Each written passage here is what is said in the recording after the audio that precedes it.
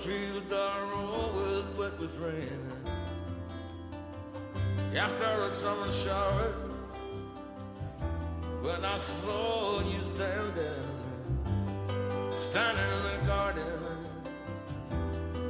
in the garden, wet with rain.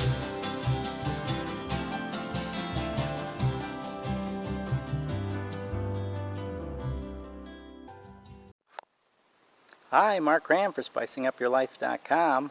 Well, it's been over a month since we've been back in the garden, so I think it's time to go back in and take a look and see how the garden's going.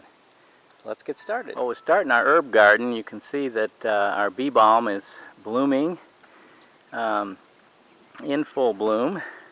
Our feverfew is fading away, and our pineapple sage has just gone crazy here and gotten huge. So it's going to have beautiful blooms in the fall, and we always look forward to that. So let's go in the garden and see what's happening inside. Well, we've been picking beans, and we're probably down to maybe one or two more picks off of the beans here before they go. You can see that our beets, we've taken about half of the beets out of the garden so far. We made a nice batch of beef beet borscht just the other day, so we've used some of those, and thinking about canning, possibly canning the rest there. So our peppers are doing fairly well, although we had a mishap here a couple weeks ago. Well, actually last week.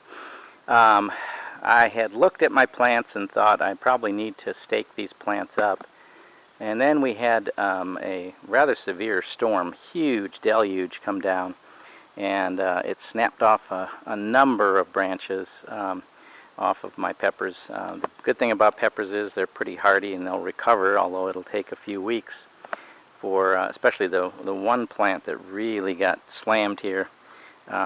This little bitty plant over here was a huge plant, and there's still a nice stalk on the ground that I think will be sending forth shoots that will probably again be very productive, but it'll be a little later in the summer before we see that coming. And these are one of the new hot pepper that I have, which is a huge long pepper, and again, we're looking forward to just seeing how that turns out. We were able to pick a few of these off of there just because that branch was quite laden with them, so we saved some of them, although they certainly aren't ripe yet, but they're tasty, which is what we're interested in.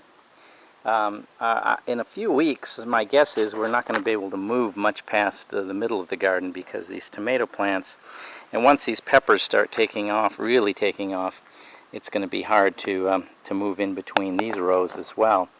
But the tomatoes are just going crazy here, and we have had a couple of tomatoes off the plant. The ones that are low to the ground are the ones we're picking right now, and unfortunately I've got to stay a little bit ahead of the critters because I've got something that will end up chewing the tomato once it gets perfectly ripe, which, if you can see that tomato there, I was going to pick it last night and I left it on, and by golly, if that little mouse or whatever it was didn't get in there and start chewing it off. So that one will have to go to the critters. But again, most of the tomatoes are going to be up off the ground, and we'll certainly have plenty, so we're willing to share. Not a problem. We've just been inundated with squash, and we found a number of interesting ways to cook up our squash and use it in different ways, but we still have a lot in the fridge and more coming on the plant. So again, we're happy about the development of this year's crop, which last year we had to replant because we lost them to bugs. And then we've gotten quite a few nice raspberries off our raspberry bush. I need to get out here and pick that again today, so that will be another project. It's going to be a hot week. We're going to be in the 90s most of this week, and you can probably see a little bit like I'm going to need to water here just to keep things spruced up a little bit, because they're going to dry out rather quickly here.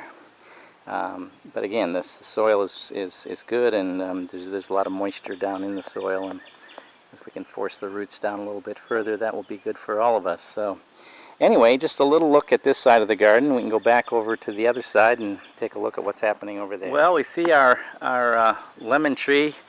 We did have a number of blossoms. I don't think we're going to have much in the way of lemons on this thing this year, though. It looks like all of the blossoms pretty much have fallen off, and again, maybe this is a year for it to rest and recuperate and rejuvenate, and next year we can look forward to having some more lemons on this tree. You can see the garden's starting to wane a little bit here. Most of the blooms are done. We've actually cut back on the salvia, and you know, Sandy's a little disappointed in her flowers in the front here because they haven't done quite as well as we would like, but again, that's part of summer and living in North Carolina. Unfortunately, we have to deal with the heat and the humidity, but we get along all right.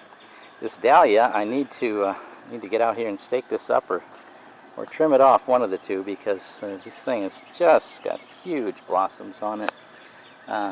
Beautiful blossoms, but again, just it's a little bit top heavy, and again, that rain didn't help the other day when it really poured down. So we're going to have some daisies here that will be coming in very shortly.